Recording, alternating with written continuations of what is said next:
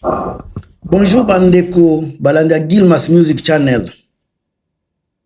Ba comparaison ya mariage ya Gladys na Soraya mwana ya Jibe ezokende bien te na réseaux sociaux.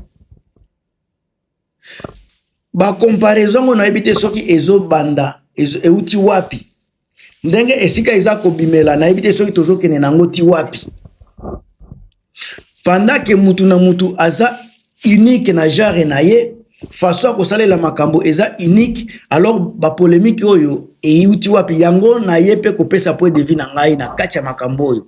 Tout à respecter mutu na kwe na ye na place na ye, ngana ko poser point de vue na ngai concernant mariage ya Gladys Nyama na mwana na mususu wana soki Soraya.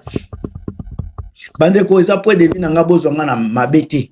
Ona eloko na usenga na bino bo partager ngo kende musika soki bo sepeli nango, bo tia ba commentaire na bino, bo tia ba j'aime, en tout cas ko sala ngai bien. D'abord bango nyoso batangi, ce sont des filles qui ont étudié, il faut dire la vérité. Mibali pe je pense batanga parce que ngwana yebi mobali ya Gladys personnellement atanga déjà za mutu moko atanga pena bien. Ndenge tozolobela bato bazolobela ba sorti ko famille na bango bauti na famille ya ndenge nini biloko ndenge wana. Oya Gladys nenga na kolobela muke ye aza mwana oyo auti na bonne famille, eza famille ya riche, famille ya ba commerçant, ya ba grande personnalité.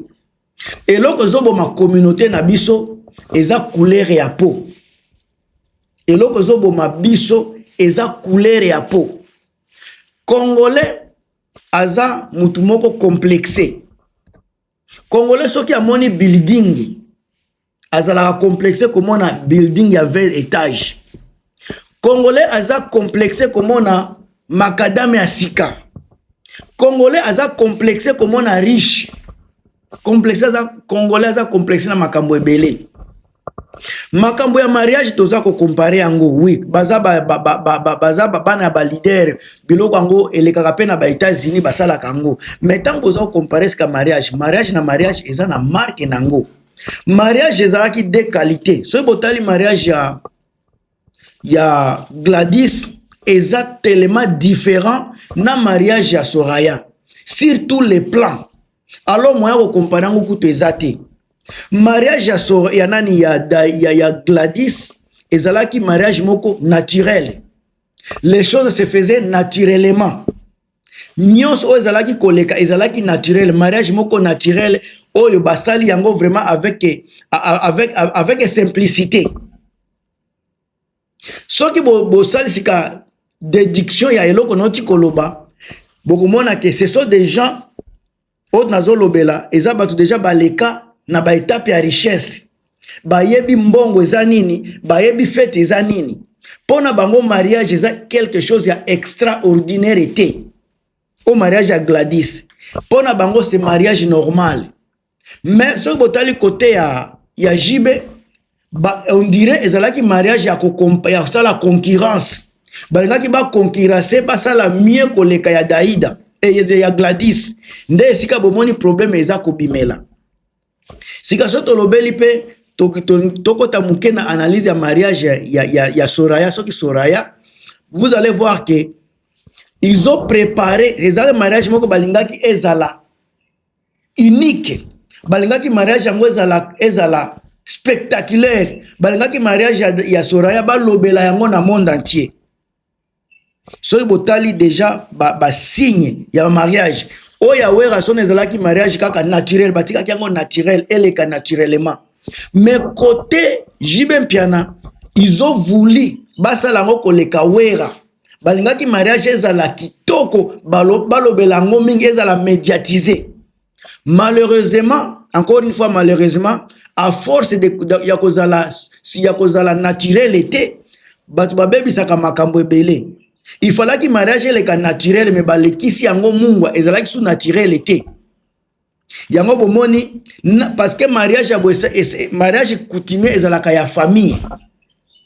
Comme balingaki ba médiatiser yango et comme kilo et comme eloko moko ya luxe eloko moko soki super naturel bomona ki ba maman Denise pe ba koma ki na mariage esika balinga ki ba koma te parce que c'est loko moko ya famille ya ba proche kaka. Alors yango bomoni mariage ya Soraya bango balinga ki ezalaki mariage ya comparaison, mariage ya compétition, il fallait ki eleka ya Werason.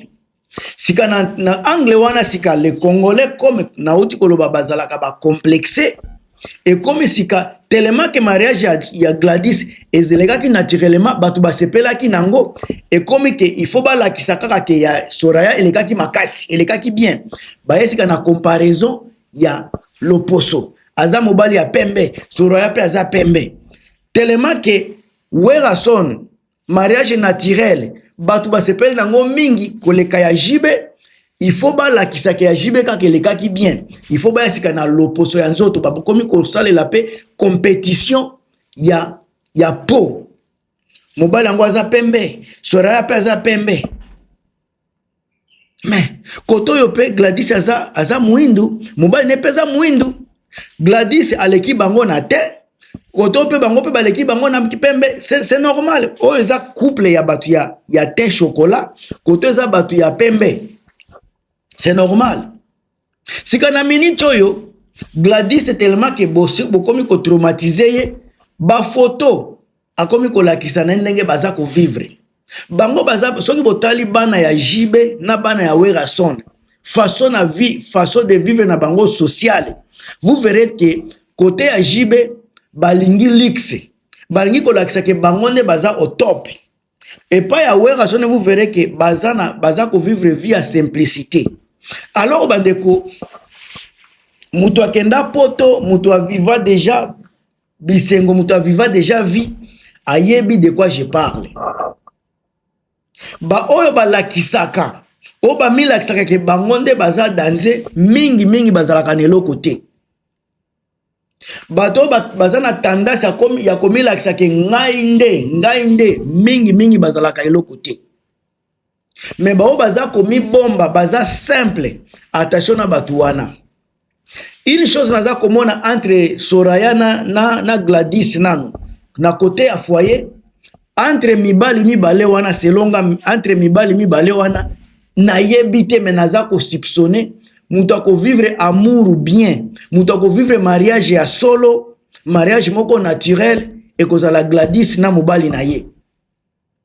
Parce que tant que na mobile à Gladys, c'est un homme qui est naturel. Ma colonne sur les donc ma colonne peneza sur la terre. Aza posé. Gladys tanda seza likolo. Abanda kola ya ko vivre penda mobile ko vivre Valérie ya mwasi na ndaku. Mwasi oyo ya Gladys pe aza na chance ko vivre mobile ya solo na ndaku. Par rapport ya Soraya, soki ki Soraya oyo. Soraya tendance oyo aza nango déjà balakisi ye na vie eza tendance ya bonne vie. Donc Soraya aza na risque na kati ya foyer. Soki mobali oyo ye abali foyer esali neti koyemba situation économique esali neti ko bouger, Soraya a risqué kozala na situation moko difficile ou bien mobali oyo kozala na situation moko difficile parce que ndenge tozomona Soraya za ko vivre na bourgeoisie. Nenge tozomona mobali oyo il faut akomisa mwana wana na même niveau wana. Est-ce que Soraya ko banda kolambela mobali ou ba ozala na mutu ya musala oyo kolambela ka bango automatiquement tango bazui mutu ya musala mobali oyo akozala na difficulté ya komeka bilei oyo elambemi na mwasi ne ya ndako. Mais koto oyo tango ozomona nani ba Gladys na niveau ya poto baza na États-Unis baza kokende gauche droite Gladys a kozala na tendance ya kolamba et puis to monaka mingi mama ya Gladys mama Sylvie Mapata aza kolambaka bana oyo d'une façon ou d'une autre de près ou de loin baza koyekola ba valeur ya mama baza koyekola ba valeur ya ndaku baza koyekola ba valeur wana parce que mama oyo mama Sylvie Mapata aza na chance mingi ya koyebisa mwana na ye nini basalaka ndenge nini basalaka pona kolambela mwasi mobali.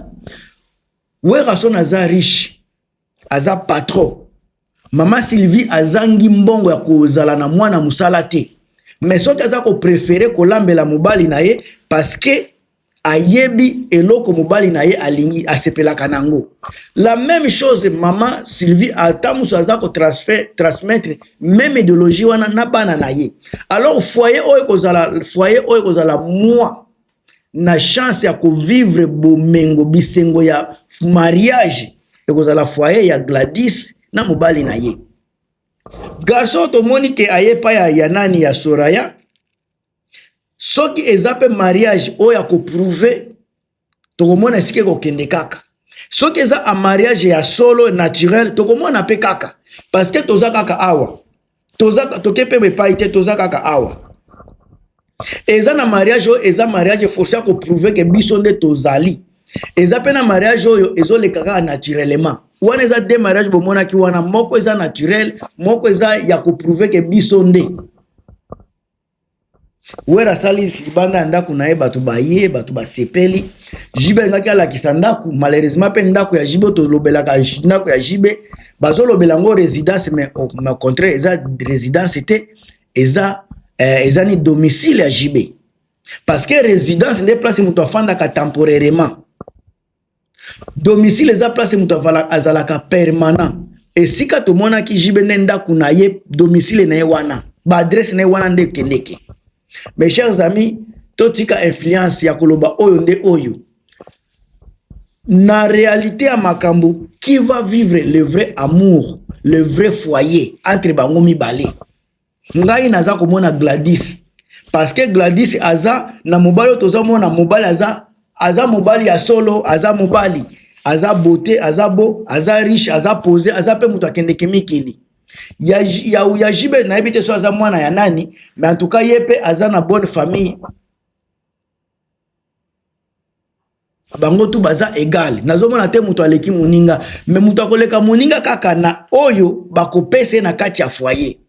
Est-ce que Soraya aza capable à kopesa parce que balobaka tel père tel fils tel mère telle fille? Est-ce que Amida aza na capacité ya ko transmettre Valérie Akibo mama na bana na ye par rapport à Sylvie Mapata bino moko boyebi histoire eza mulayi bino moko boyebi yango alonga na sukeli wana bo tia ba point de vue na bino na kati ya commentaire.